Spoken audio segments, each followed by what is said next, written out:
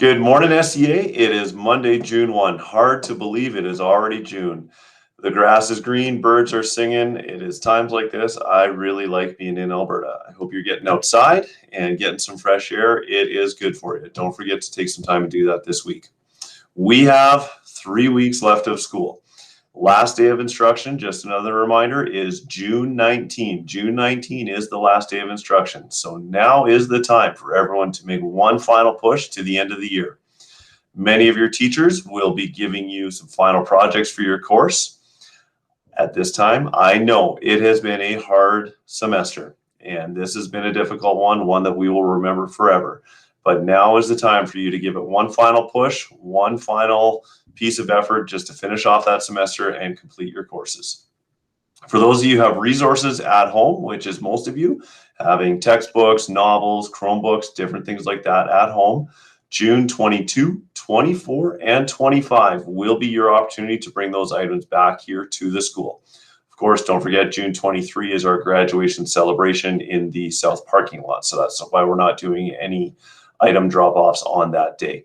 We will be providing you a sign-up link in the coming weeks to book a time slot when you can come in and safely return your items.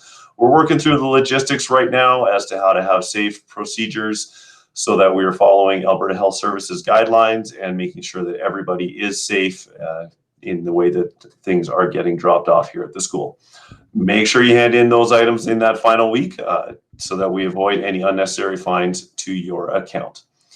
That is all the announcements I have for this week. Have a great week. Take a moment this week. Give someone a smile. Smile at someone. Share God's joy. Over to you, Mr. Maxwell.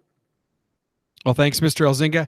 Happy week 9, SCA family. From me today, 2 announcements and then, of course, an encouragement. So regarding our staff baby picture contest, which people are loving, this past week's picture was the legendary Mr. Johnson. Hope you got that one. For this week's picture, it's going to be posted on our website and on Instagram at 8:45 a.m. today. Yeah, that's Monday, June 1st, 8:45 a.m., which means it's already on there. So, haha. Remember, the time can change, and you have to email me to submit your guess. The first current SCA student to send in the correct answer wins a prize. So good luck to you. Hey, some more fun things to highlight this week. We have a brand new section on our COVID-19 part of our website. It's called Yay SCA. We created that to simply celebrate our kids. Highlighted on there right now is our junior senior boys basketball win this past season. It's a big one. Crepe Day in our French 10 class. Yummy. And a video of our Warm Wishes Project winners. You got to see that. And a clip from CTV News about our Cyber Eagles producing ear savers for medical workers. So check that out. Again, you go onto our school website, scasecondary.ca. On the top right, you don't have to scroll anywhere. Top right, click Menu, and then click COVID-19. Then click, for this one, Yay SCA. Here's the thought to close.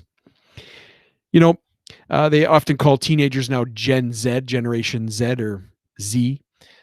And people are asking, certainly old youth pastors like me are asking, are they prepared to follow Jesus in a post-everything world? And some of my reading from Barna Research is queuing me up to some interesting thoughts.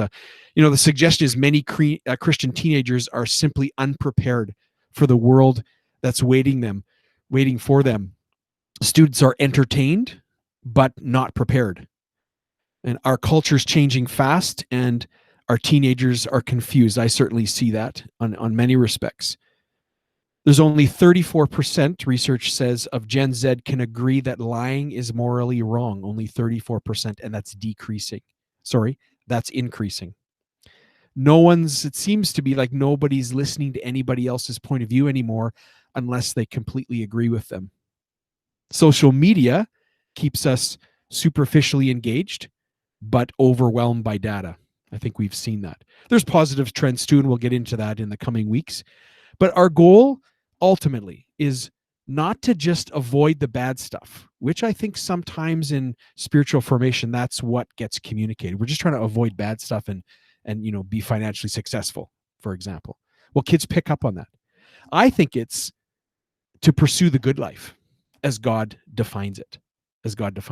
I'm going to talk about what we have to offer ultimately by the way we live which parents are still the number one influencers. And I think we have hope to pass on ultimately. And they pick that up by the way we live. Are we worried? Are we hopeful? So in that vein, let me leave you with Psalm 78, a reading from verses 4-7. And we'll again talk about hope a little bit more next week. Psalm 78. We will not hide these truths from our generation. We will tell the next generation about the glorious deeds of the Lord, about his mighty power and his mighty wonders. For he issued his laws to Jacob, he gave his instructions to Israel, so the next generation might know them. He commanded our ancestors to teach them to their children, even the children not yet born, and they in turn will teach their own children. So each generation should set its hope anew on God, not forgetting his glorious miracles and obeying his commands. Hey, I messed up a couple of verses there, but you pick it up on your own. Psalm 78, verses 4-7, I read from the New Living Translation. We're going to talk about hope next week. So each generation should set its hope anew on God. God bless you, SCA. We miss you in the hallways. We'll talk to you soon. Stay safe.